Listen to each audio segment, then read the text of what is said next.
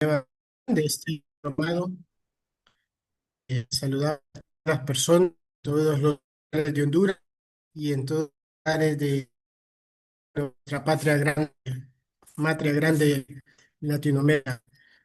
Han estado acompañando. Ahora mismo, la compañera Axa va a dar una presentación de bienvenida y vamos a inicio a este.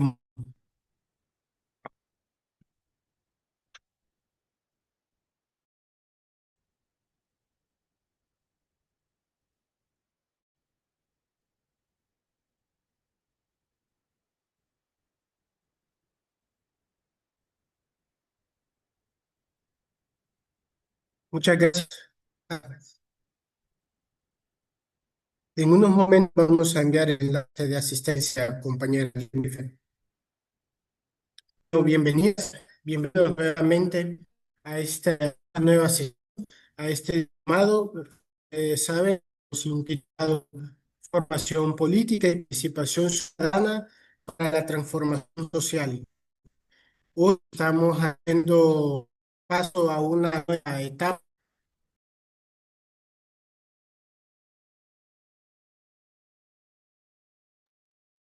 etapa, este hemos pasado al módulo 2 y bueno, felicidades a quienes han permanecido y pudieron aprovechar al máximo, aprovechar al máximo el módulo 1, el módulo primero. Y compañeros, bueno, miren, el segundo módulo trata sobre el Estado, nación o herramienta de transformación. Es el título, el tema de este segundo módulo. Ya nos hemos venido preparando desde las primeras sesiones. Sigue Filmina, AXA, por favor. Miren, este módulo consta de 3 sesiones y tiene objetivo general el segundo módulo. Y este segundo módulo, tal como nosotros lo hemos proyectado, objetivo general es analizar la naturaleza, las funciones, los límites y las contradicciones del Estado moderno, de esa idea de Estado moderno, desde varias perspectivas, desde perspectiva histórica, teórica y política. Y buscamos una reflexión crítica sobre el papel que ha tenido este Estado en la historia como herramienta de control y dominio social. El propósito de poder vislumbrar horizontes que trascienden los límites modernos y que nos permiten a nosotros, a nosotras, a nuestras organizaciones e iniciativas capacitar y avanzar hacia modelos alternativos de gobernanza y ciencia social. Siguiente, Filmina, Axa. Les comento este módulo de 3 sesiones. La primera de ellas es esta, hoy mismo, y esta en particular con propósito, con objetivo, que podamos ser el Estado.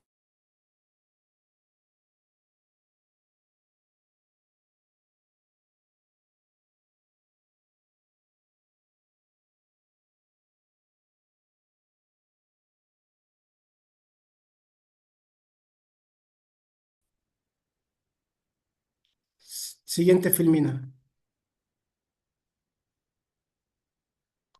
La segunda anterior, AXA, por favor. La sesión número 2.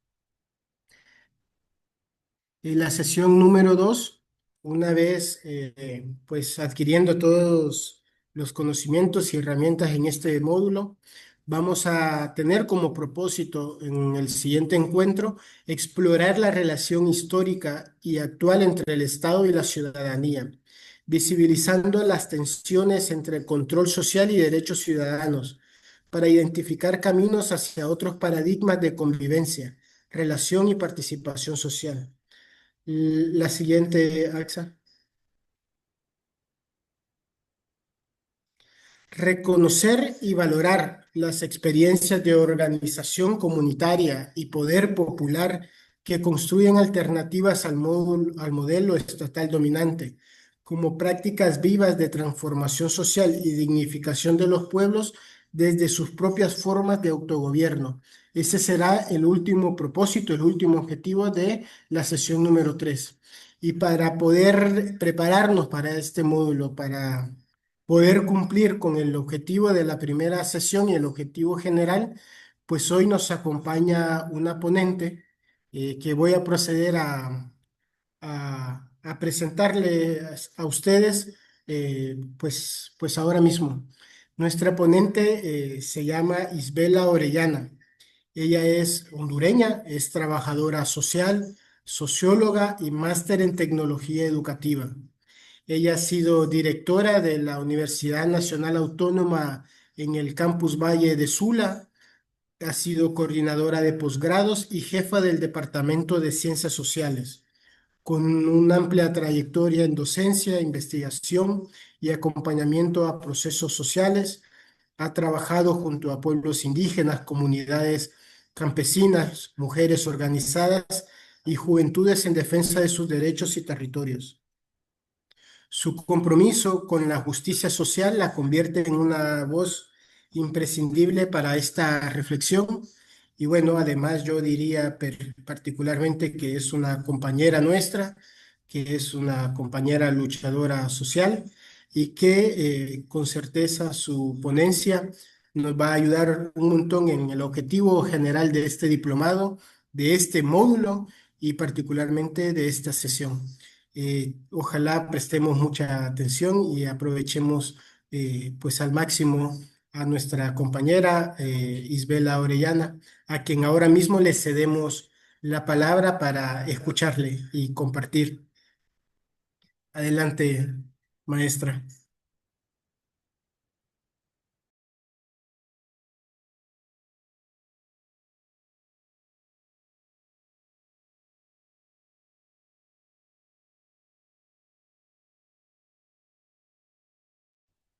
Perdón, yo tenía, como dicen los chavos, muteado el micrófono. Buenas tardes a cada uno de ustedes.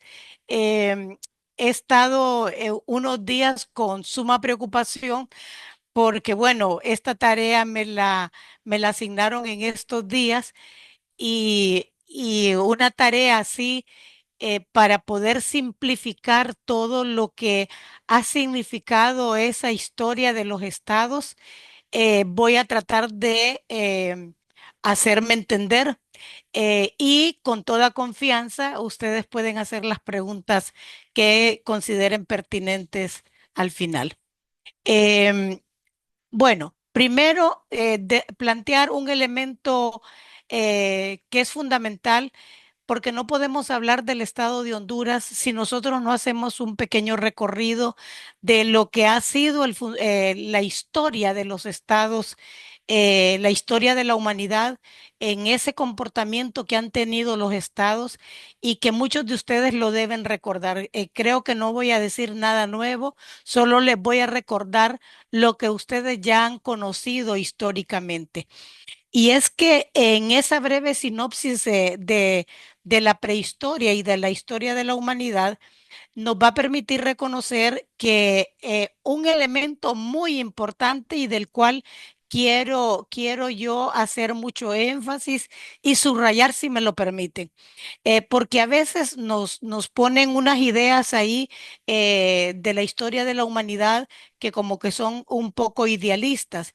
Y fíjense bien qué es lo que permite el surgimiento de los estados. El surgimiento de los estados, en primer lugar, va a ser posible por la división social del trabajo. Con la división social del trabajo, nosotros tenemos la división perdón, el surgimiento de la propiedad privada sobre los medios de producción y una vez que está la propiedad privada sobre los medios de producción, surgen las clases sociales. Cuando surgen las clases sociales, se necesita de un ente regulador que pueda controlar, que pueda reprimir, que pueda organizar esa nueva sociedad. Es decir, que el Estado no nació con la historia de la humanidad. Es ese desarrollo de la humanidad y sobre todo el desarrollo que permitió el excedente de producción, que es el excedente de producción el que permite a unos apropiarse y convertirlos en propiedad privada, lo que da lugar a las clases sociales. De esa manera, el Estado entonces lo vamos a definir como la organización política instalada de acuerdo a la estructura económica, con el ejercicio de poder sobre un territorio y una población y con el propósito de mantener con el uso de la fuerza, sobre todo la fuerza pública, el orden social existente. Es decir, que no hay nada de idealismo de pensar que ese estado es el estado que nos va a mantener o que va a estar para el bienestar de toda la humanidad. En función entonces de esa estructura económica de las que ya les mencioné, tenemos los estados que siempre hemos escuchado mencionar. El estado esclavista, que es el primer estado que surge sobre la base de la propiedad privada de los medios de producción. En segundo lugar, el Estado feudal. En tercer lugar, el Estado burgués. En cuarto lugar, el Estado socialista. Y se supone que hay un quinto lugar, que es el Estado comunista, que hasta el momento la historia de la humanidad no lo ha conocido. Todo ese proceso de transición de cada uno de los estados, es decir, del esclavista al feudal, al burgués y al socialista, ha significado que se ha estado produciendo un nuevo progreso en la división social del trabajo y que ha permitido transformar a la sociedad en nuevas etapas de civilización. Todo ese proceso de civilización ha sido posible porque ha habido determinados acontecimientos que han modificado las relaciones sociales de producción y que le han dado un nuevo giro a la sociedad. Es por ello importante mencionar que los acontecimientos que contribuyeron al nuevo tipo de Estado hasta llegar al estado actual que tenemos, es decir, el estado que tenemos a 2025, es el estado que es el producto de esta sociedad, precisamente cuando esta sociedad ha llegado a un grado de desarrollo determinado. ¿Cuáles son esos acontecimientos? Si ustedes lo recuerdan, muchos de los cuando llevaron sociología, llevaron filosofía, en los diferentes niveles en los que hayan escuchado hablar de la sociología y la filosofía, pues son acontecimientos importantes como el Renacimiento, la Ilustración, la reacción romántico conservadora, la revolución industrial, la revolución francesa, la Comuna de París como un movimiento que fue de los impactantes para la sociedad burguesa, que hicieron posible precisamente la llegada de la burguesía al control del Estado.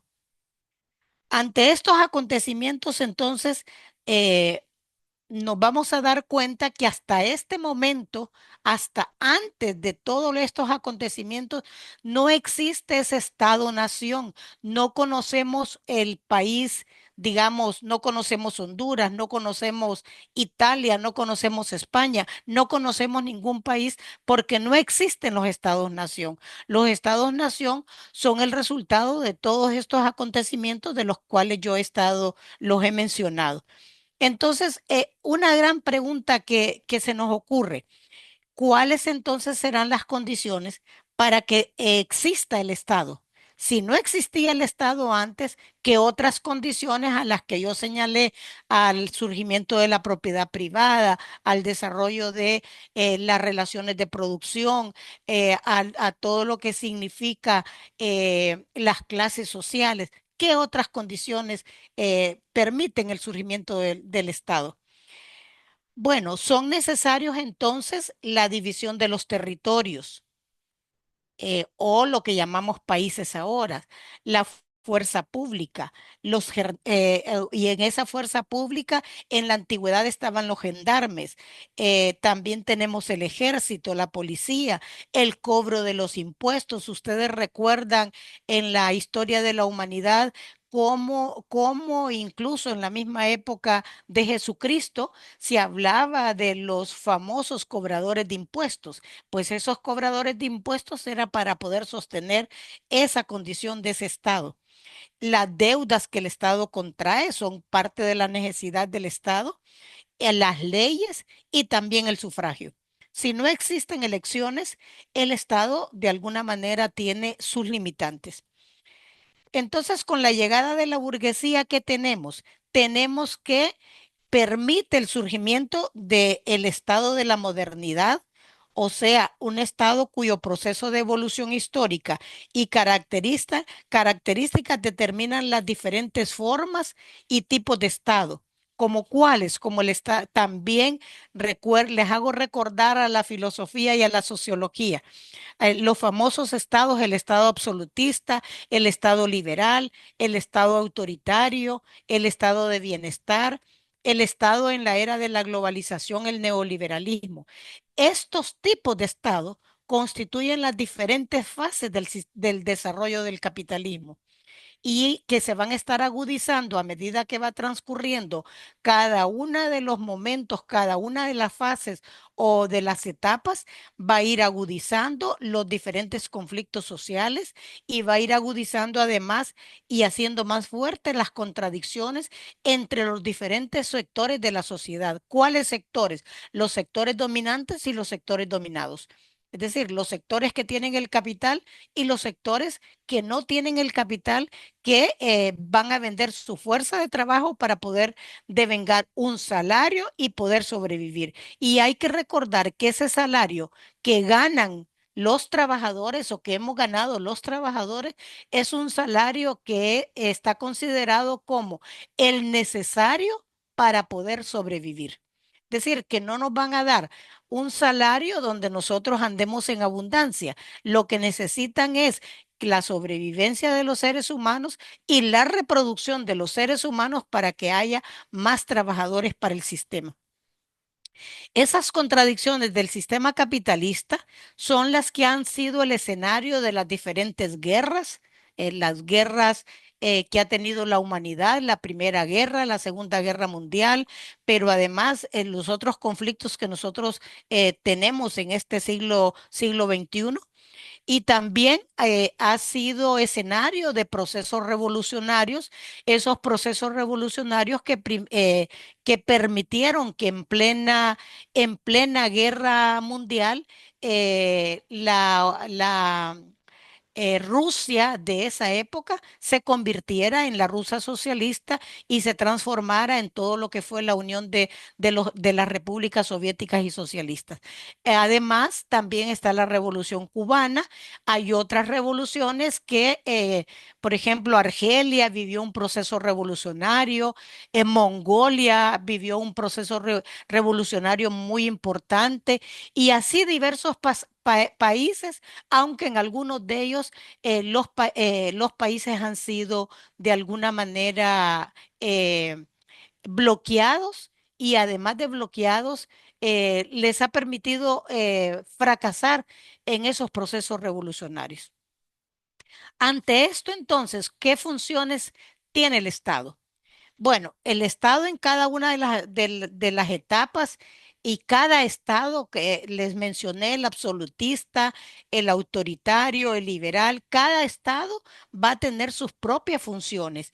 Y en las teorías se ha visualizado históricamente como que el Estado es el garante, es el que permite todas las garantías sociales para la humanidad, todas las garantías para todo lo externo, al funcionamiento externo de la sociedad, que es imparcial, que es un estado imparcial que va a permitir que ricos y pobres vivamos en igualdad de condiciones y solo recordemos los enunciados de la Revolución Francesa, que es la igualdad y sobre todo la lucha contra la desigualdad, pero esa igualdad es una igualdad en teoría porque jamás ha sido una igualdad que permita que pobres y ricos vivan en las mismas condiciones.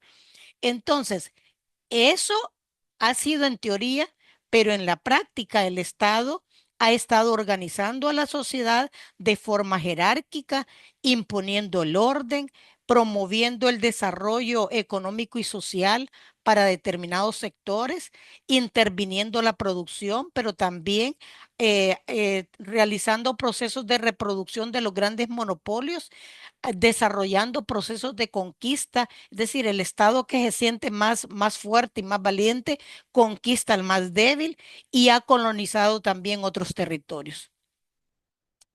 Entre el Estado autoritario y el estado de bienestar, ha habido diferentes cambios de paradigma que a nosotros nos hacen encontrar cómo determinados procesos muchas veces no los comprendemos. ¿Por qué?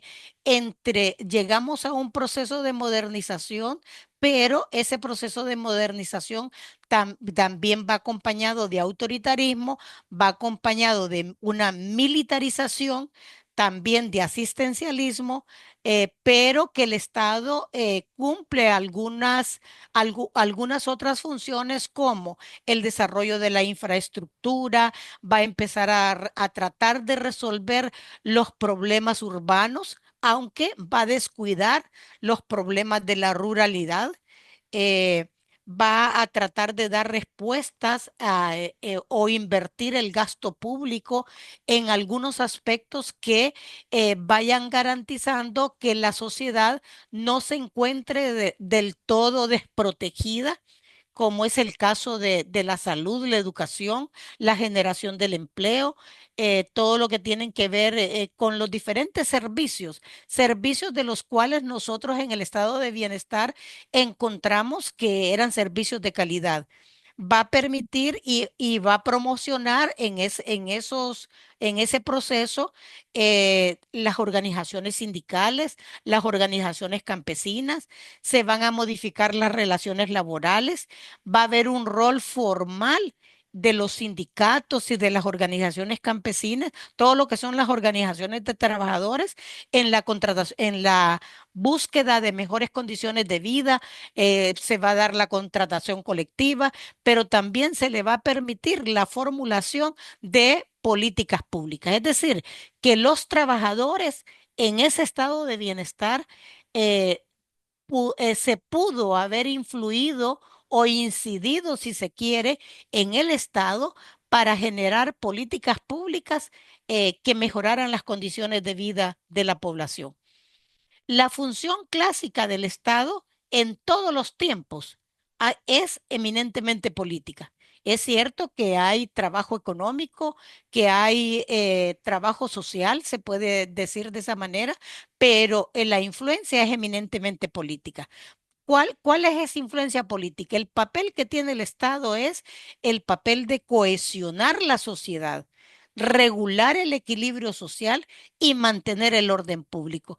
Y aquí quisiera recordar yo que cuando hablamos de este tipo de conceptos del Estado, ya estamos hablando de paradigmas y teorías que han permitido dos visiones de la vida y de la historia de la humanidad, una visión que es materialista y otra visión que es funcionalista.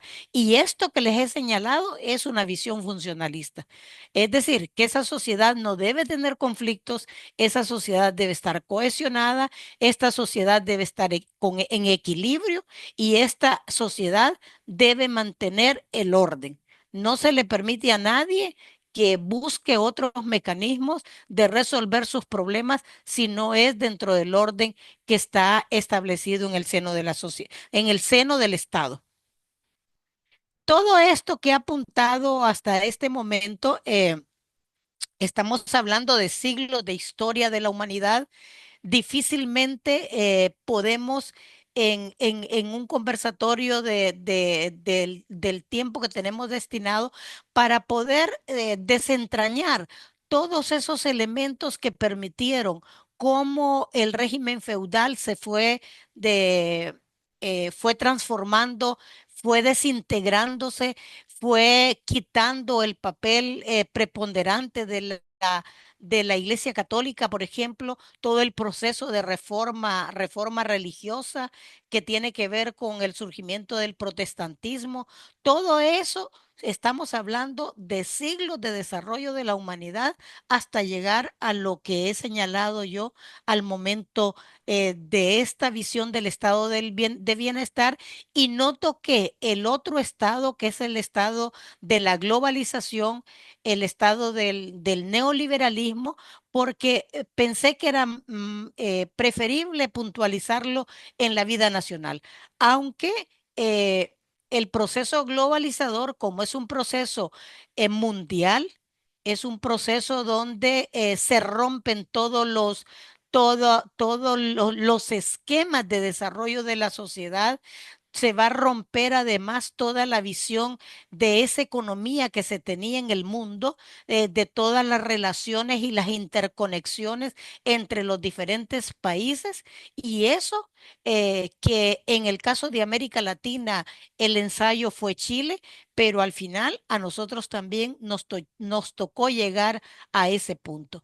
Llego entonces a cómo visualizar ese estado hondureño. Bueno, para hablar del estado de Honduras, primero debemos decir que el surgimiento del estado de Honduras solo es posible después de la posindependencia. Antes de 1821 no podíamos hablar de un estado de Honduras o de un país de Honduras. Eso era inimaginable. Pero no solo eso. No solo fue inmediatamente después de 1821, sino que más bien va a ser después de 1936, cuando nos salimos de toda la República Federal. Recuerden ustedes que el proceso de independencia dejó a todos los países unidos, pero después cada país se fue soltando de la República Federal hasta el momento en que quedamos las repúblicas pequeñas, las repúblicas centroamericanas, que por cierto somos muy pequeñas dentro del contexto mundial. Y esos intentos eh, de separarnos de la federación, de la República Federal, tampoco constituyeron el Estado Nacional. Ese Estado Nacional y los intentos de construir el Estado Nacional van a ser posibles a finales del siglo XIX, precisamente con todo lo que tiene que ver con la revolución, la reforma liberal de 1876, que si ustedes recuerdan que uno de los propósitos de la reforma liberal es precisamente la constitución del Estado Nacional. Aquí hay unos antecedentes importantes antes de la reforma liberal. ¿Cuáles son esos antecedentes? El papel de Francisco Morazán en todo el proceso de la Unión de Centroamérica, Francisco Morazán, José Cecilio del Valle, en la Unión de Centroamérica, en el esfuerzo de constituir un Estado fuerte, pero un Estado que al final uno de los los grandes logros que podemos encontrar con Francisco Morazán es precisamente la laicidad. Es decir, que el Estado realmente no fuera el Estado de la Iglesia Católica, sino que el Estado es un Estado laico, y es el Estado laico que hasta la fecha nosotros tenemos con todos los vaivenes que vemos entre políticos que se ponen a orar en los eventos públicos, cuando el Estado es no confesional y es laico. Bueno, entonces esos esfuerzos de constituir el Estado Nacional con la reforma liberal fueron frustrados. ¿Por qué fueron frustrados? Porque la reforma liberal, si bien es cierto, desarrolló procesos muy importantes que ustedes los deben recordar.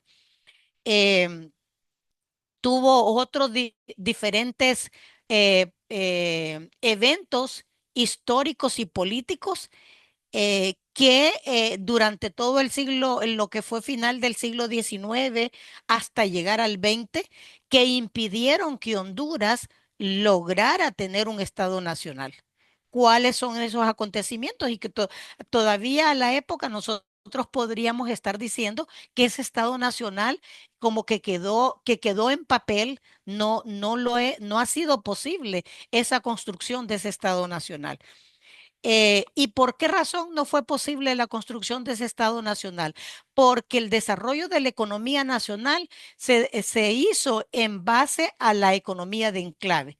Y al tener una economía de enclave, economía del enclave minero, el enclave bananero y últimamente tenemos enclave maquilero también de alguna manera, eso privilegió la inversión extranjera y la injerencia extranjera en la vida económica, política y social del país. Entonces será importante que para ver mejor todo este proceso, pudiéramos estar mencionando que el Estado ejerce el poder ya en la práctica, el Estado ejerce el poder y va a funcionar porque hay una pregunta a veces que uno se la puede hacer. Bueno, pero tenemos Estado y entonces si los gobiernos, ¿cómo es esa relación? Bueno, el Estado entonces va a funcionar a través del gobierno.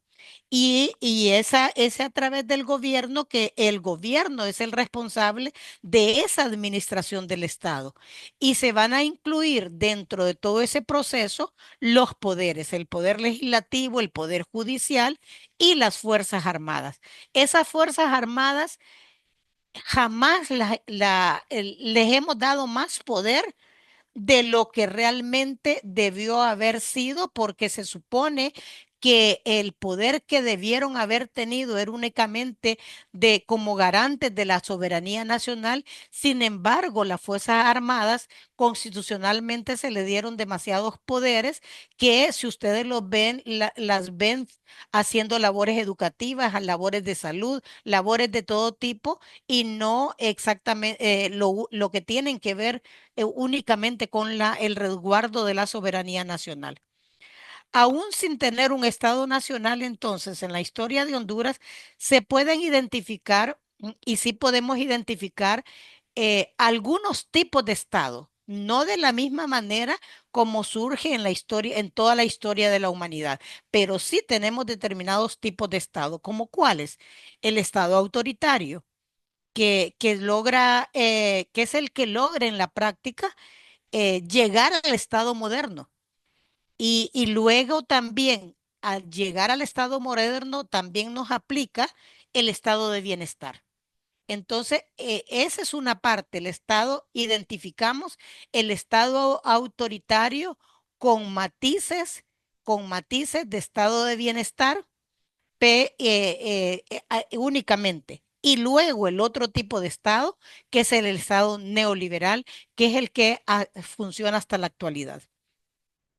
En el Estado autoritario, el país fue sometido a guerras civiles, a gobiernos provisionales, bueno, que es una pena porque esos gobiernos provisionales dependían mucho de cómo estaba el funcionamiento de esos enclaves. Nosotros tenemos en la historia de Honduras gobiernos que duraron un día, porque a una bananera le convenía, pero a la otra no le convenía, entonces sencillamente era quitado. Entonces son gobiernos provisionales, temporales, dictaduras, golpes de Estado, gobiernos militares, pero también nosotros logramos intervención extranjera militar en el país. Es decir, que en todo ese proceso autoritario el Estado hondureño permitió que llegaran marines, que es el caso concreto de 1924. Ahí se reconoce a doña Visitación Padilla, que es una de las heroínas más importantes en la historia de las mujeres y la historia nacional, porque fue de las que lanzó todo el proceso para expulsar a los marines que lograron llegar, incluso entraron por Amapala y lograron llegar hasta Tegucigalpa. Los militares entonces, ya lo había dicho en algún momento, recibieron y esos militares que en la década del 50 son formados precisamente con la intervención norteamericana y logran que en la misma Constitución de la República se le den superpoderes eh, que les permita lograr de manera permanente aumento en el presupuesto para armamento, instalaciones militares, se involucran además en la conducción política, administran el Estado, establecen regímenes de excepción para eliminar los procesos de alguna manera revolucionarios, pero procesos de organización del movimiento popular. Ahí tenemos los casos, por ejemplo, de Lorenzo Zelaya, ¿verdad? Todo lo que son los mártires del Jute son parte de esa práctica de los militares contra los procesos de organización del movimiento popular.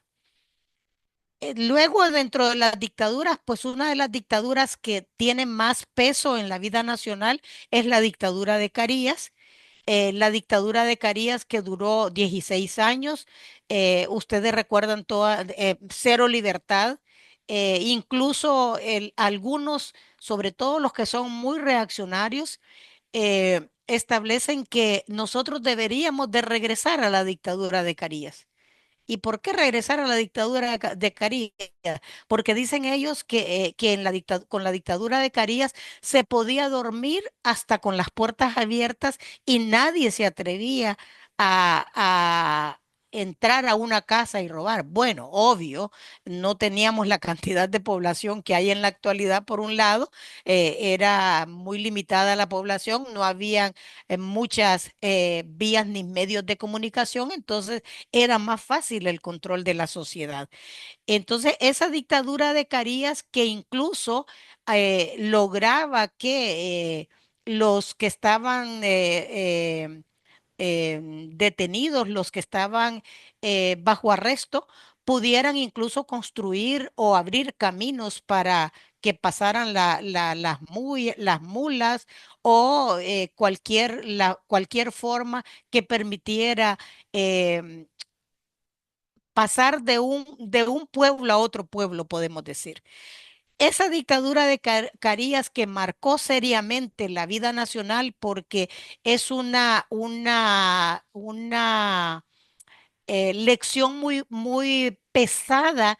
Debemos sentirla pesada en el sentimiento nacional porque es la que le dio vida fundamentalmente al Partido Nacional. No quiero decir con esto que en el Partido Liberal no haya rasgos de la dictadura de Carías, pero los que lo tienen toda la genética, puedo decir, toda la herencia es el Partido Nacional.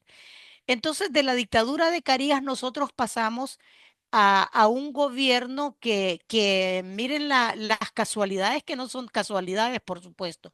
Al abogado general de las compañías bananeras se le convierte en presidente de Honduras y es Juan Manuel Gálvez. Él gobierna de 1949 a 1954. Tiene uno de los mayores méritos de Gálvez, se puede señalar que es que precisamente ese Estado que con los signos de autoritario también logró modernizarlo. Es decir, que el Estado se convirtió en un Estado moderno, creó las principales instituciones del país. Los bancos, surge el sistema cooperativo, pero además a él le abarca justo la gran huelga del 54.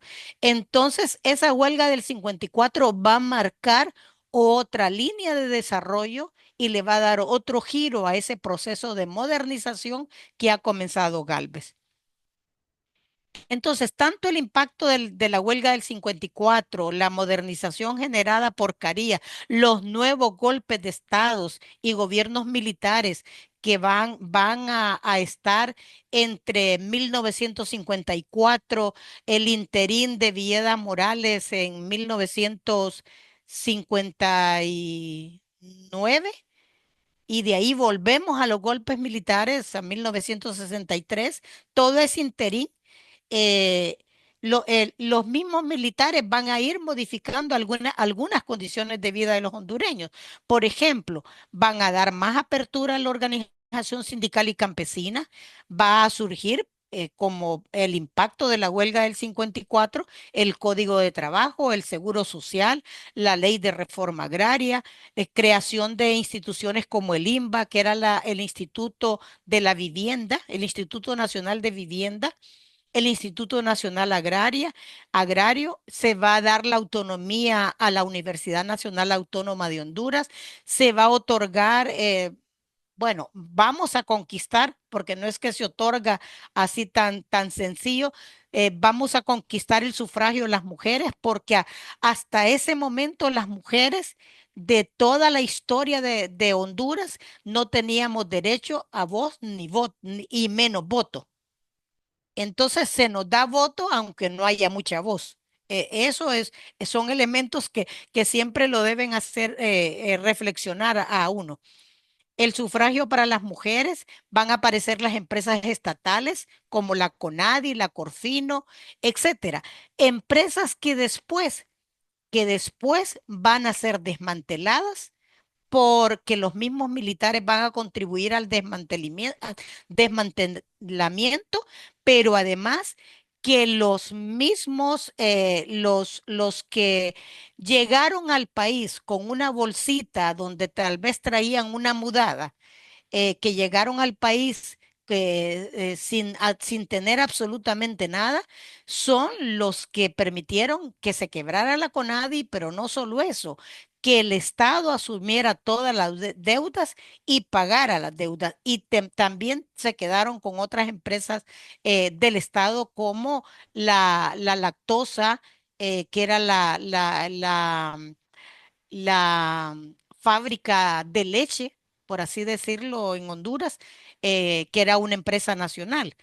Entonces, todo eso en ese contexto de todo lo que va a permitir entre Estado autoritario, modernización del Estado y también el estado de bienestar. Lleguemos entonces fíjense cuánto hemos recorrido, prácticamente casi más de un siglo de vida nacional. Cuando llegamos al Estado nacional, al Estado neoliberal, perdón, nos vamos a dar cuenta que ese Estado neoliberal coincide con otros eventos. ¿Con cuáles eventos? Uno de ellos es que ya hay hartazgo de alguna manera de lo que son los gobiernos militares, pero no crean que el hartazgo es únicamente por los hondureños, es que sencillamente los gobiernos militares como que ya no son la tónica que se debe seguir dentro de toda América Latina, y los mismos Estados Unidos se van dando cuenta que los gobiernos militares se van desprestigiando y que por lo tanto hay que permitir elecciones para poder realizar procesos democráticos. Entre comillas, llegar a tener democracia en cada uno de los países latinoamericanos y en este caso en Honduras. Entonces arrancamos con 1981. 1981 se instala la Asamblea Nacional Constituyente, una Asamblea Nacional Constituyente con la selección de determinadas personas. Los sectores populares no participan en la Asamblea Nacional Constituyente, y es la que establece ese nuevo pacto social, esa nueva constitución que va a regir para el giro democrático, entre comillas, que se le va a dar a Honduras. De manera que las primeras elecciones en Honduras son en 1982. Arrancamos 1982, la llegada del primer presidente por elecciones, aunque anteriormente ya había, perdón que lo obvié, entre un gobierno militar y otro gobierno militar, entre los mismos militares, Osvaldo López Arellano, perdón, Policarpo Paz, Melgar Castro, entre ellos hay un interín donde se permiten unas elecciones que solo le dan la oportunidad al señor Cruz de ser el presidente del país por un año y le vuelven a dar y le dan otro golpe de estado hasta llegar a 1982 donde llega Roberto Suazo Córdoba. Pero esta etapa que nosotros nos instalamos como una etapa democrática es el inicio también de un estado neoliberal. Hay un nuevo pacto social, se los había dicho, es cierto, a partir de esta nueva constitución van a tener vida con mayor fuerza y mayor accionar los viejos y antiquísimos partidos, los partidos que son que tienen siglos de existencia, como es el Partido Liberal y el Partido Nacional. En este momento, en esta etapa se organiza el Pino y se organiza la democracia cristiana. Se van a realizar elecciones donde, para presidente, diputados y para las alcaldías. Un proceso que va a estar de manera continua y sin mayor interrupción desde 1982 hasta junio de 2009. Según los analistas de América Latina, los grandes teóricos de América Latina señalaban que de los países centroamericanos, Honduras había sido uno de los países que había logrado mayor estabilidad en ese proceso democrático, pero bueno, se dio el rompimiento en junio de 2009. Luego lavamos el golpe o lo intentamos lavar el golpe, ¿verdad? Con las elecciones de noviembre de 2009 para seguir dándole continuidad. Sin embargo, yo quiero destacar que realmente nosotros no hemos tenido procesos democráticos a partir de las elecciones de 2009. Quizá algunos pueden decir, bueno, logró ganar doña Xiomara Castro, logró ganar otro partido, el Partido Libre. Bueno, pero hay otros contextos que deben analizarse en ese proceso. Todo lo que tiene que ver con el narcotráfico, la forma de conducción y consolidación de toda una élite y una plutocracia que sostiene a Porfirio Lobo Sosa y que sostuvo en el pasado a Ricardo Maduro, por ejemplo, y que va a sostener a Juan Orlando Hernández. Es decir, que allá hay toda una cantidad de sectores que no solo son grupos fácticos, sino son élites que van a permitir que se sostengan en el poder, no importa lo que hagan, no importa si para sostenerse en el poder tienen que tener los negocios del narcotráfico o tienen que permitir que Honduras no solo sea la ruta del narcotráfico, sino que también se llegue a producir la droga en el país, se quede la droga en el país y además se convierte en el país en un estado del narcotráfico. Este nuevo proceso, entonces, en Honduras, vamos a ver que previo a la llegada al 2009, entre el interín de 1982, entre 1982 hasta el 1994, más o menos por ahí. ¿Qué es lo que pasa en el país? El país sirve de puente, sirve de base y se instalan bases militares norteamericanas, una en la zona de Trujillo, la del CREM, que por cierto hubo toda una pelea con un señor que había invadido esos terrenos. Temístocles Ramírez, pero además Palmerola. Ese es el origen de Palmerola. ¿Para qué?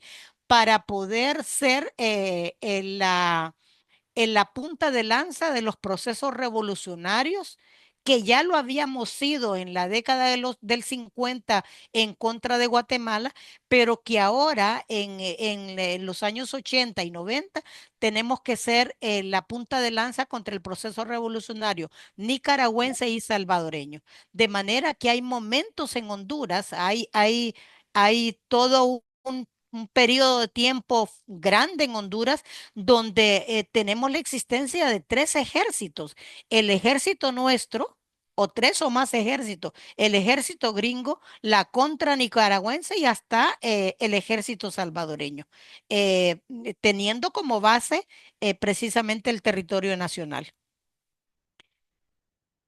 El tener como base a estos grupos irregulares en Honduras, la contra nicaragüense, las Fuerzas Armadas salvadoreñas, y las fuerzas norteamericanas, para nosotros, para Honduras, ha sido un proceso de mayor intervención, de intervención militar en la vida nacional abierta y que todavía se sostiene hasta la actualidad. Es decir, nosotros, yo recuerdo, por ejemplo, en algunos momentos cuando conversaba con Berta Cáceres, cuando Berta siempre tenía pendiente el tema de las diferentes flotas que se iban instalando en Palmerola y el papel que esas flotas militares iban teniendo y iban a tener en el país. Entonces, como elementos así como que uno encuentra que hay personas que trascendieron su momento, su etapa de vida, porque uno ve a Berta en la lucha de los territorios, pero Berta trascendió la lucha de los territorios a esa lucha contra la injerencia extranjera en Honduras. Es visible entonces en todo esto que les he señalado que los partidos políticos nuestros, y digo nuestros, ¿verdad? Porque al final uno no puede salvar ningún partido político, son dirigidos por los sectores que controlan la economía. Es una suerte de plutocracia que logra mantener el gobierno de los ricos y para los ricos, por supuesto. Y la forma como se desarrolla ese estado neoliberal es una forma muy fuerte para poder destruir el estado de bienestar, destruir todas las empresas públicas, todo el retroceso de todos los derechos y las conquistas logradas por el movimiento popular. Es fuerte realmente la instalación de todo este proceso neoliberal, que no lo podemos esconder. Esto que les he señalado es precisamente el fin de ese estado de bienestar. Es la reducción del aparato estatal, es la no intervención del Estado en la economía, es el fortalecimiento del individualismo, es el aumento del sector de los servicios, es decir, ya no se trabaja tanto en el Estado, en las empresas, cualquier empresa productora, sino que ahora hay que ver qué servicios, en qué rubro de servicios se puede trabajar. La fragmentación de todos los sectores productivos, la pérdida de los procesos de industrialización, el surgimiento de la maquila es precisamente eso, pérdida de procesos de industrialización, mayores cambios en el mundo del trabajo. Que provocan grandes transformaciones en la estructura de las clases sociales. Si antes hablábamos de la clase media, ya a partir de los 80 la clase media se fue desapareciendo. Y si alguno en la actualidad cree que vive en la clase media, pues hay que decirle que se despierte, ¿verdad? Porque la clase media hace tiempo fue destruida. Eh, Hay una nueva estructura de clases sociales, aumentó el desempleo, aumenta la pobreza, se aumenta la precarización del trabajo, la terciarización, es decir, los servicios que se le dan a otras empresas con el propósito de que no se constituyan sindicatos.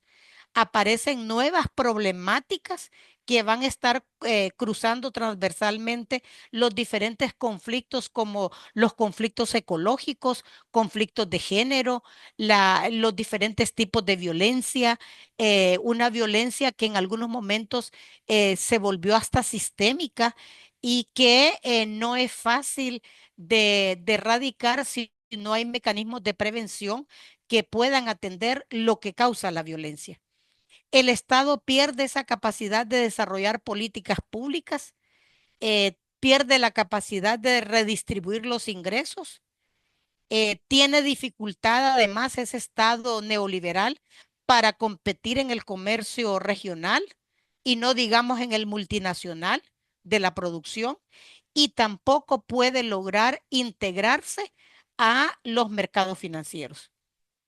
Con todo esto que he señalado, que creo que me he llevado el tiempo que me han dado, lo importante aquí es que cuando nosotros hablamos de democracia, en la práctica la democracia no existe, sino que es la relación real del dominio de los grupos dominantes sobre los grupos, entre lo que es la clase dominante y los dominados, cualquiera que sea la forma institucional que nosotros establezcamos en la actualidad.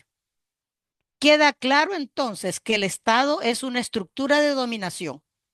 No puede ser un estado de transformación. ¿Cuándo puede ser un estado de transformación? Solo hay una forma para que el Estado sea un estado transformador, que transforme la vida de la humanidad, de la sociedad. La única forma para transformar este Estado es que la conducción del Estado la tengan los sectores populares. Es decir, que todos los sectores que en la actualidad son los dominados puedan realmente conducir el Estado. Es la única manera de poder tener esa transformación o ese Estado que nos beneficie a todos. Me quedo acá, Pedro, y entonces estoy lista para poder atender. Muchas gracias, licenciada Isabela.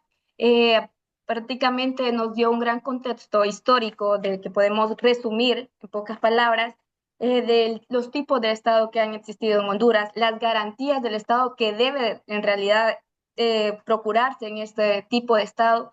También el Estado que usted nos mencionó bastante, que el tipo del Estado de bienestar que debe procurar un Estado eficiente, se podría decir, y también las funciones de este Estado, cómo lo tenemos que ver. En realidad, todo el mundo puede tener una perspectiva por las realidades de los sectores, las organizaciones, pero cómo esto se traduce en cada sector, como lo vemos, como usted lo mencionaba, ya con el monopolio que existe en el Estado, dentro del gobierno. Además, también que cómo esto debe funcionar, como usted ya lo mencionaba, estos tres poderes del Estado, que como bien lo dice las leyes, es que deben ser imparciales, independientes, pero esto no sucede en la realidad, eso es como un ejemplo.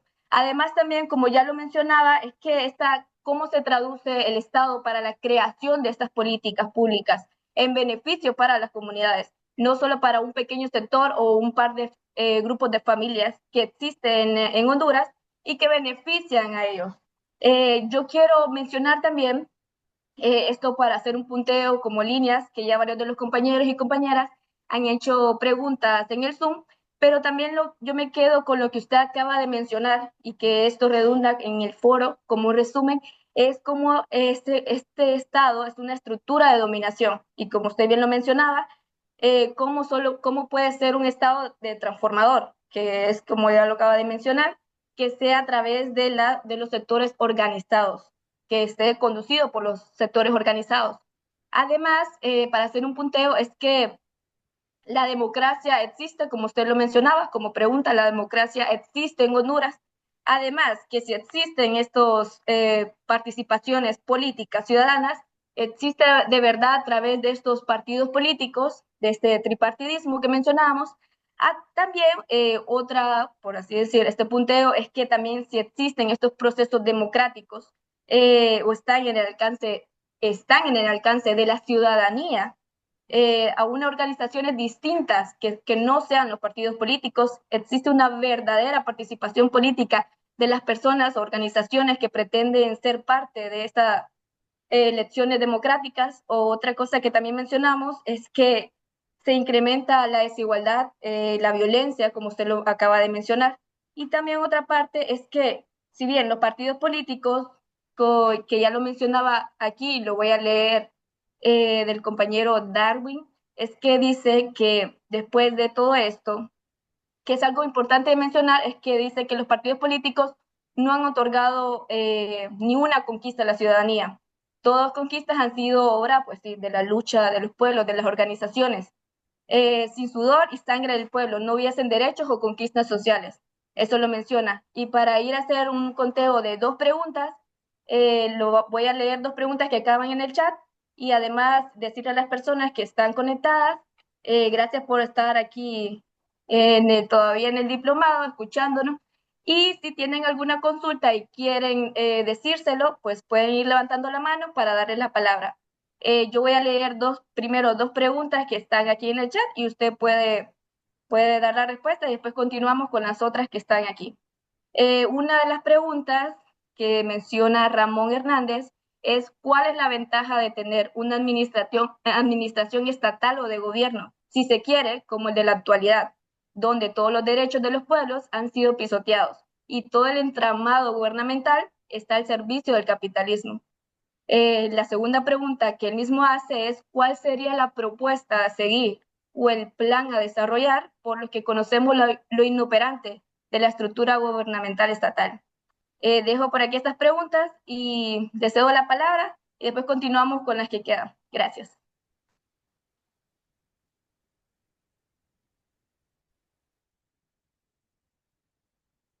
No se le escucha a Isbela. No se le escucha, ahorita no.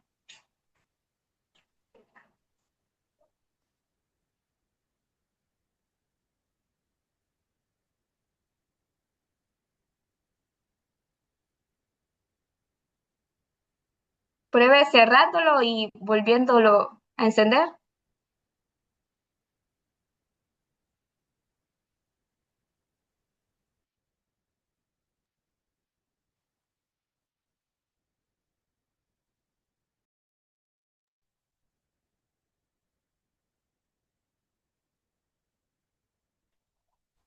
Lisbeth, no sé si me escuchas para manejar este bache de Ibela. ¿Me escuchas? Sí. Sí, adelante, mientras la compañera resuelve el Mientras, micrófono. mientras vuelve Isbela, le vamos a mandar una batería de comentarios y cosas que puedan completar la presentación acá, que ha hecho. Una excelente presentación. Tenemos asistencia más que el curso anterior. Habemos 65 personas conectadas. Y bueno, yo creo que Isabel ha hecho como pues un recorrido histórico desde las definiciones teóricas del Estado. Ha cruzado el mundo, Latinoamérica, Centroamérica y Honduras. Excelente, ese es el desafío, compañeros y compañeras que estamos en este diplomado. Solo quisiera hacer un par de énfasis sobre temas que porque no son el punto central de la discusión, sí me parecen importantes que en algún momento para el equipo organizador del diplomado los vayamos dejando en algún lugar para retomarlos.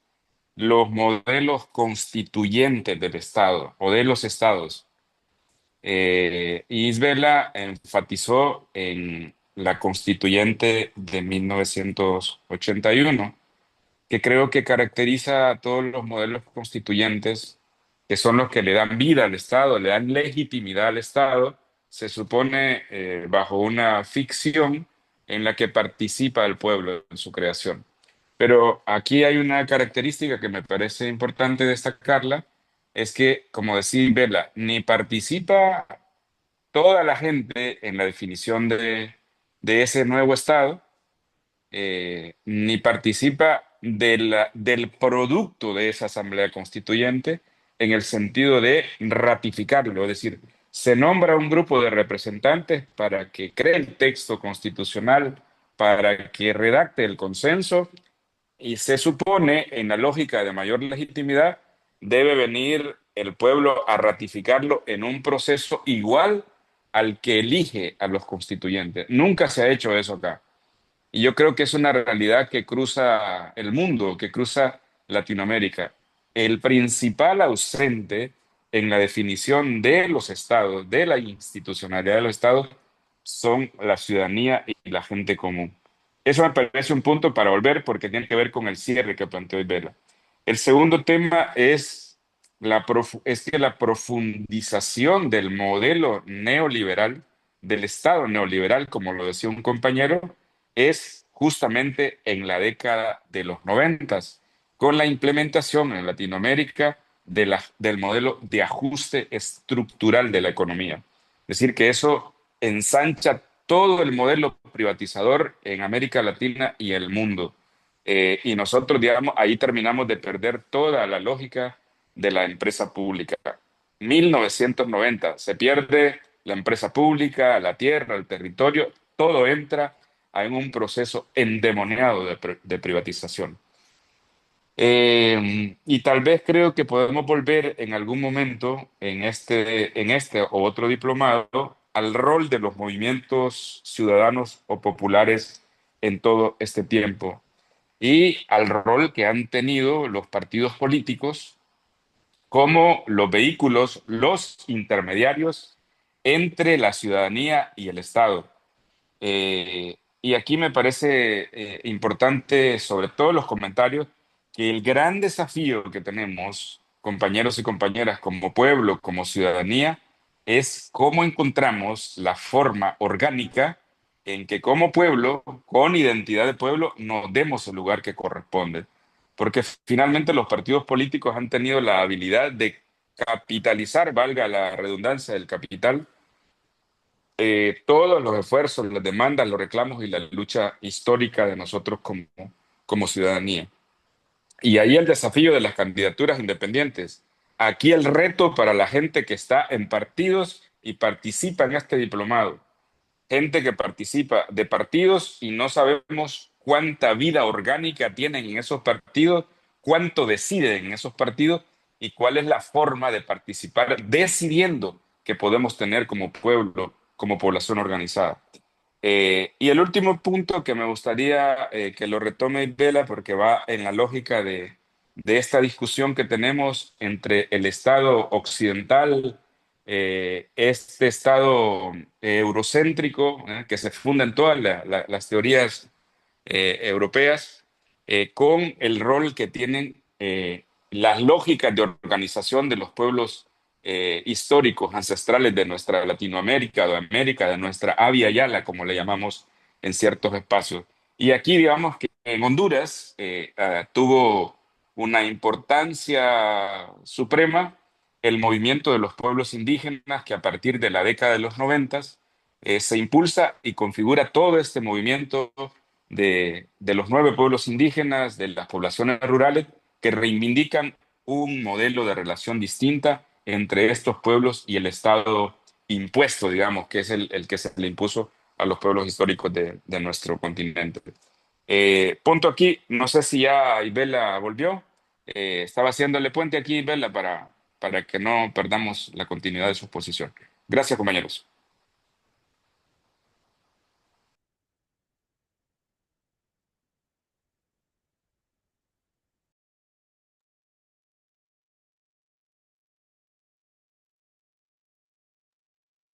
Compañera Isabela, le damos la palabra. No sé si nos escucha por el otro lado.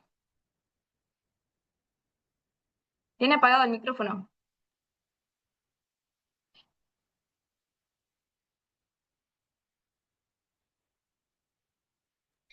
Isbela, y si prueba desconectando su micrófono y hablando desde la computadora normal,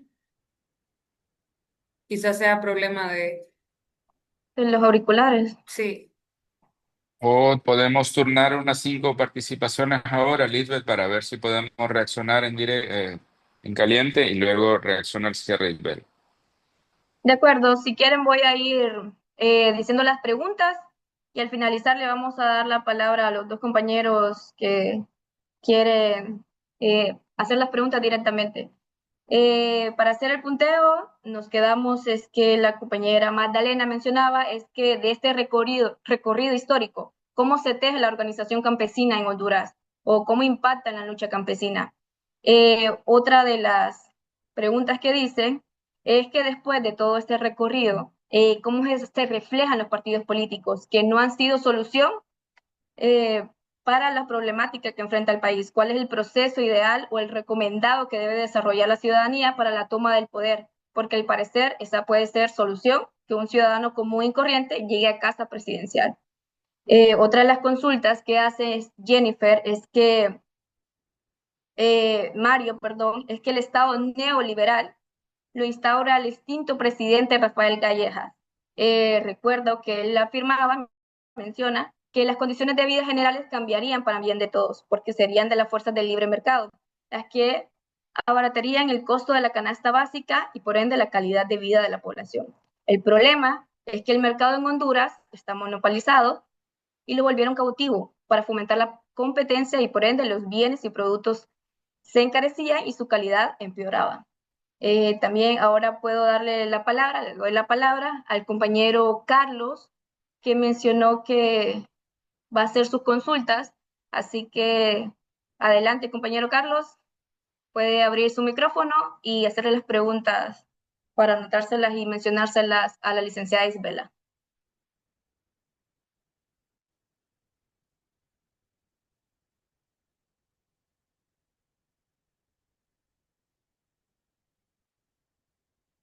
Si está Carlos, si no, continuamos haciendo las preguntas.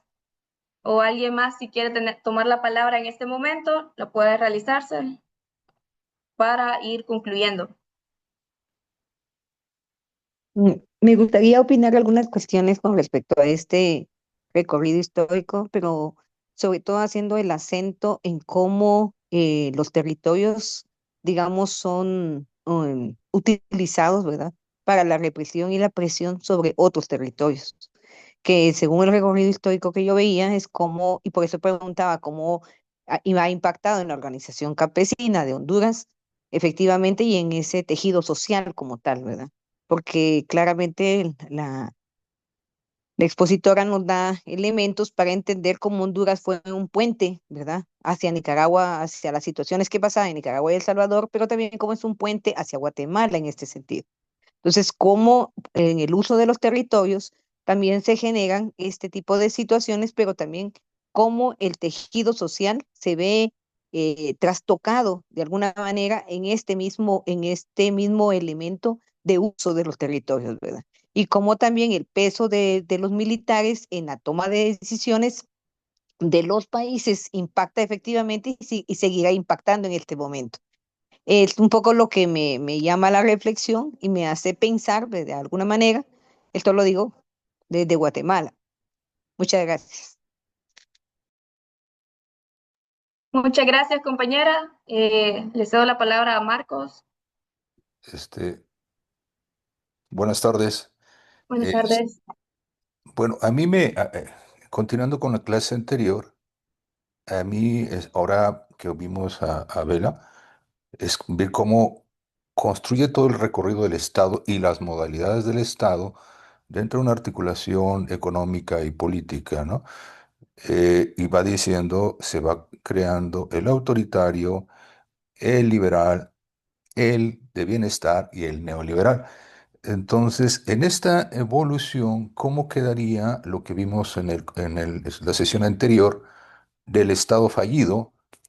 Si es realmente parte, y no es porque le estaremos dando como credibilidad total a lo académico, ¿no? A este tipo de lectura, pero ¿cómo quedaría el Estado fallido si es como parte de esta misma lectura o es más bien una invención, este, como se lee por ahí un artículo, de la extensión del Estado terrorista para generar intervención en los lugares eh, periféricos, ¿no?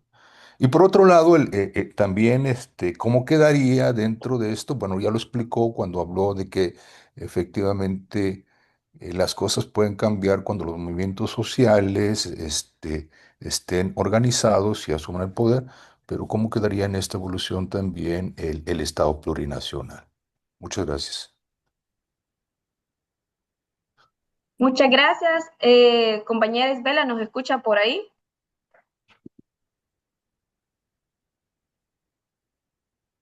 Hola, me he conectado del teléfono porque no sé qué pasó con la computadora y entonces me generó una dificultad ahí con el audio.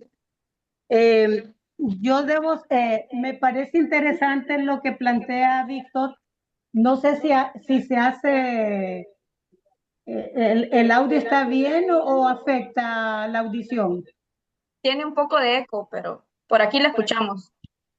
Bueno, puedo tratar de voy a quitar algunas cosas que tengo acá. No, pero se escucha bien, Isabela. Ok, Sí. bueno, entonces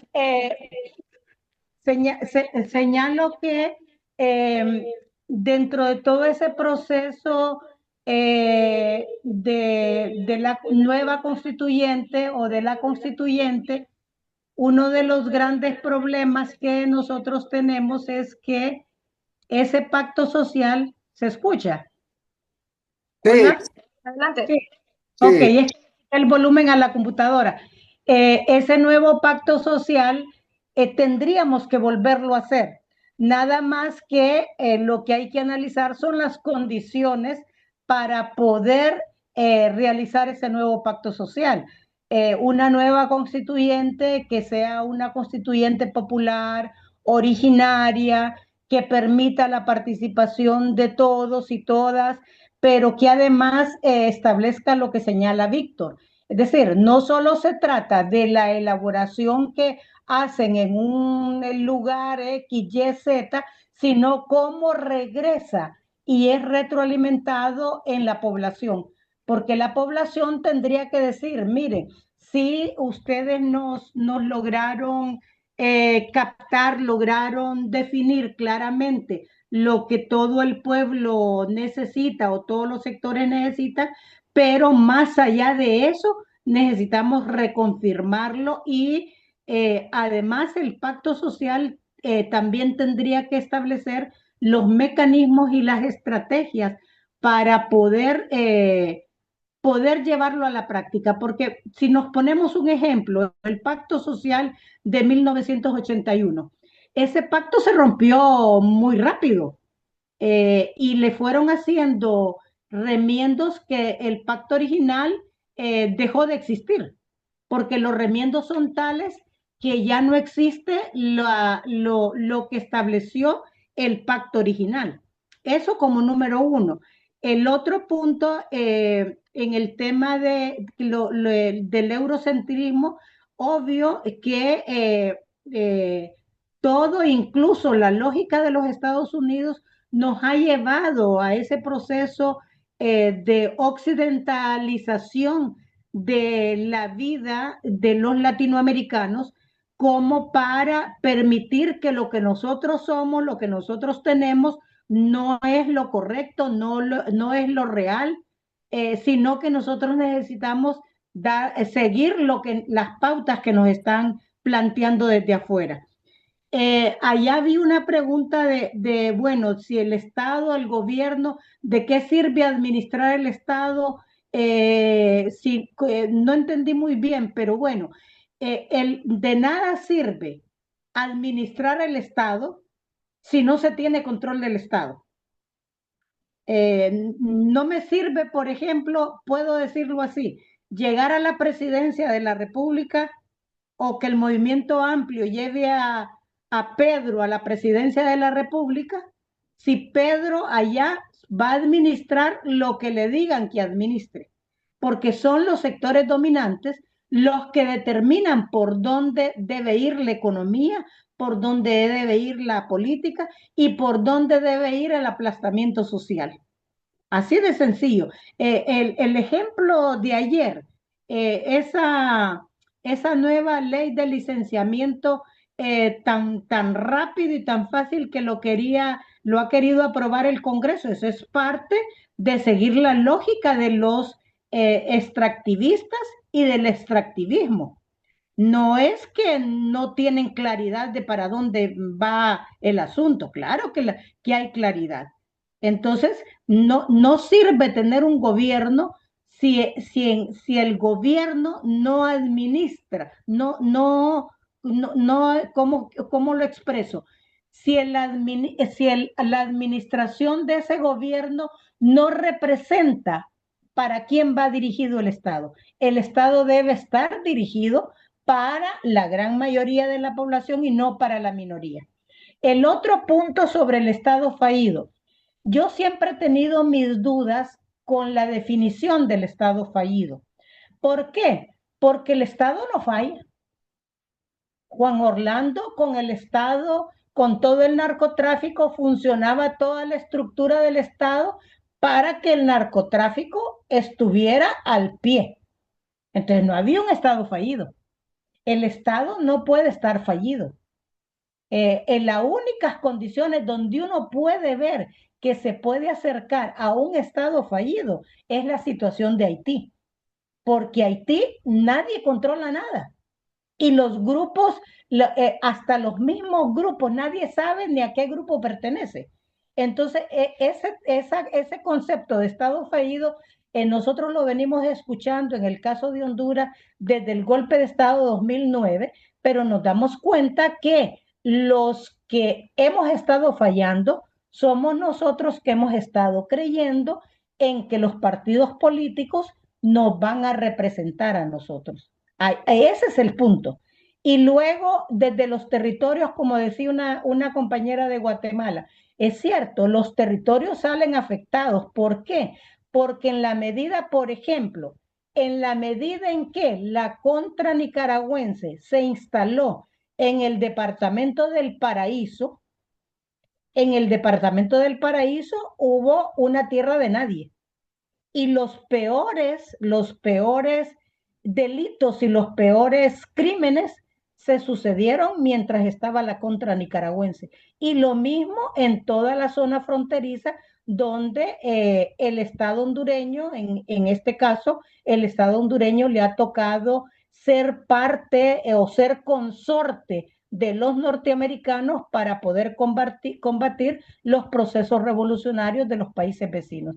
Y también nosotros hemos resultado afectados porque en la medida en que se combate procesos revolucionarios de otros países, tampoco se ha permitido que en Honduras se pueda organizar. Y luego Víctor señalaba que el tema de los programas de ajuste estructural, recuerde usted que los programas de ajuste estructural se empezaron a aplicar desde, claro, suavemente, como dicen, desde Suazo Córdoba.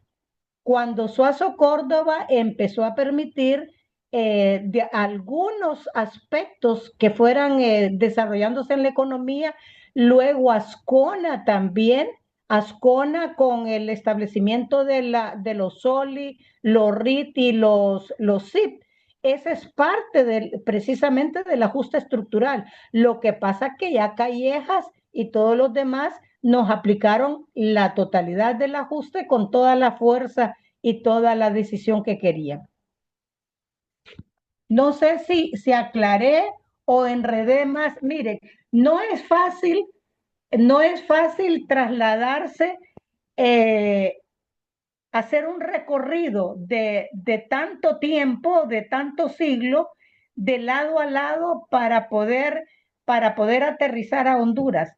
Esa tarea que el compañero Víctor me dio, la he sentido así como que, digo, ¿y en qué momento voy a lograr aterrizar y voy a lograr tener la claridad de que el Estado es el Estado de los grupos dominantes, el Estado es el Estado destructor de los sectores sociales. Si no, hay que recordar los esfuerzos de la Comuna de París, los esfuerzos de la Comuna de París que al final fueron fallidos. ¿Por qué? Porque la burguesía logró controlar al final. Y si no, ahorita tenemos otro ejemplo en Portugal, toda la revolución de los claveles.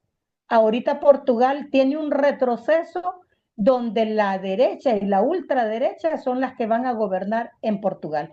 Y se olvidaron de todo el proceso de la revolución de los claveles. Esos son los grandes riesgos. La historia es el mayor riesgo de que nosotros olvidemos todos los acontecimientos que han ido pasando en la vida de las instituciones, de las organizaciones, no solo para no repetirlas, sino que para darnos cuenta en beneficio de quién y a favor de quién han estado los procesos. Muchas gracias, licenciada. Yo solo cierro con dos consultas que tienen aquí dos participantes. Una es la compañera Susana, que menciona cómo es posible que un Estado esté sometido a un sistema de jerarquía y la población decide manifestarse en ser rebelde a las normativas que está haciendo. ¿Cómo se puede evadir de un Estado marginado a las organizaciones de América Latina y mundial? Y también menciona un comentario el compañero Mario, que dice que a su criterio en Honduras, como ya nos dimos cuenta, que el Estado en realidad no es necesario para nuestras relaciones de diario vivir. Él menciona que da la impresión de que cada grupo interesado puede constituir sus microestados, porque históricamente si las élites pueden actuar sin intervención de las reglas del Estado, pues que les detiene para vivir bajo las reglas de su propio microestado, llámese la 18, Corium, Valle Valle, etcétera. El Estado es ya irrelevante, menciona el compañero. También dice que sin importar los modelos de relación estatal que se instauren en el país, mientras no se vea la administración del Estado como un botín listo para ser repartido y hasta heredado, al final nos toparemos con un mismo resultado, un modelo estatal bien intencionado, que fracasará por la corrupción obscena, la injerencia extranjera o luchas intestinas, menciona. Yo le doy la palabra, compañera, y si no hay más, con estas participaciones cerramos. Gracias. Bueno, es que no es que no sea necesario el Estado. El Estado va a seguir siendo necesario siempre que existan las clases sociales. Si las clases sociales existen, el Estado tiene que estar ahí. Lo que sí, no es que hemos fallado, es que los procesos en los que nos hemos visto involucrados han impedido que las organizaciones se sigan fortaleciendo. Y es que precisamente esa fue toda la intencionalidad del Estado neoliberal. Es decir, destruir los procesos de organización. Si los procesos de organización se fortalecen y se logra hacer desde los territorios la administración en beneficio de la comunidad, esos pueden ser los primeros ensayos, los ensayos para poder conducir al Estado. Pero hay que recordar que mientras los partidos actuales sean partidos patrimonialistas, plutocráticos, no representen a los sectores populares, no estamos haciendo mayor cosa. El problema es nuestra organización. ¿A qué organización le apostamos para tener representación y donde los sectores populares no se vean atraídos por las cancioncitas o por cualquier chicle, se puede decir, cualquier cosa que le puedan dar que da pesar, da lástima, porque es como que nuestra población sea mendiga. Nos han convertido a la población en mendigos de lo que nos quieran dar. Y prácticamente la población va perdiendo la dignidad. Es decir, ¿cómo hacer que nuestra población empiece a sentir que no es necesario el asistencialismo?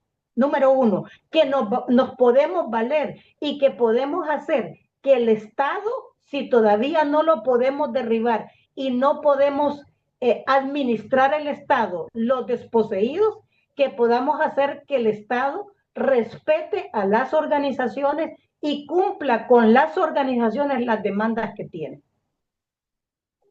Ahí me quedaría.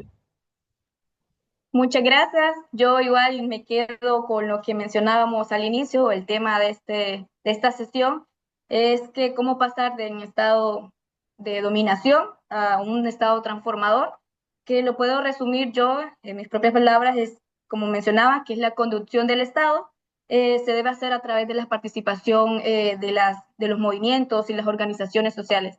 Yo creo, gracias por su ponencia. Todos le agradecemos por aquí, de parte del equipo, de las personas presentes también. Nos pareció muy excelente su participación, su ponencia, y también a los participantes. Y ahora les queremos pedir que si todos los que puedan y pueden abrir sus cámaras para tomar una fotografía y subirlos. Yo Igual les quiero, mencionamos yo quiero que saludar a Estela. Lo que aparezco, diga. Eh, igual les queremos mencionar que el link de asistencia está en el chat y también subiremos esta sesión a través de nuestras redes sociales. Así que por si se perdieron de algo y quieran seguir escuchándonos, pues está ahí pendiente. Así que El damos compañero quería saludar a Isabela, dijo ahí, no sé quién fue. perdón, adelante, compañero. Sí, ¿Quién? yo, Ok. yo. Quería saludar a Isabela, que ya tiempo no la veo, y me da mucho gusto verla activa y caminando siempre hacia adelante. Yo quería, yo quería compartir con ella una inquietud acerca de la película que nos ha contado, pero ya no hay tiempo. Será en otra oportunidad, parece. Gracias a usted y bueno, nos seguiremos viendo mientras haya vida y tengamos posibilidad de movernos, hay que moverse. Entiendo que ya se tomaron las screenshots para subirlas a nuestras redes. También mencionarles que vamos a seguir continuando con el módulo el próximo viernes a las 5. Y gracias a todos y todas por estar aquí y un saludo y un abrazo. Gracias. Entonces, Buenas noches.